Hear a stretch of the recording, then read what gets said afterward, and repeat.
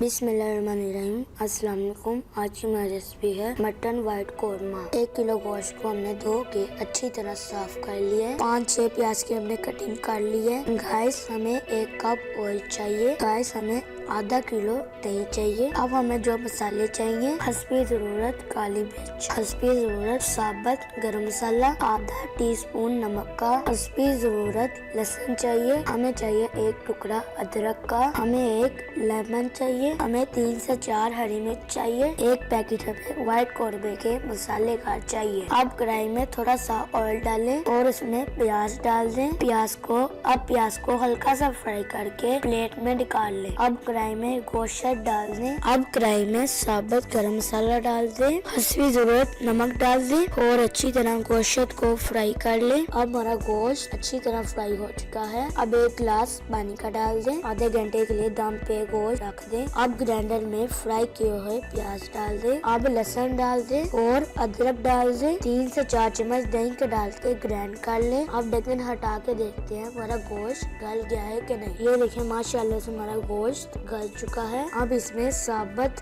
हरी मिर्च डाल दें। अब थोड़ा सा ऑयल डाल दें। व्हाइट कोरमे का पैकेट वाला मसाला डाल दें। अब अच्छी तरह बनाई कर लें। अब ग्रेट किए हुए प्याज डाल दें। अब इसकी अच्छी तरह बनाई कर लें। अब हमारे गोश्त के ऊपर ऑयल आ चुका है। अब कढ़ाई में दही डाल दें। अब दही डाल दी है। 5 या 10 मिनट के लिए दम पे रख दें। अब हमारे 10 मिनट हो चुके हैं। दम खोल के देखते हैं। अब गोश्त के ऊपर ऑयल आ चुका है। अब हमारा व्हाइट कोरमा तैयार है। कटी हुई अदरक हरी मिर्च डाल दे, नींबू, अब थोड़ी सी काली मिर्च डाल दे। अब एक बोल में व्हाइट कोरमा निकाल लेते हैं। माशाल्लाह माशाल्लाह देखिए हमारा व्हाइट मटन कोरमा तैयार है। ये देखिए माशाल्लाह। अस्सलाम वालेकुम, मैं हूँ फूड मैन्यू। मेरे चैनल को सब्सक्राइब करें, बेल आइकन को पुश करें।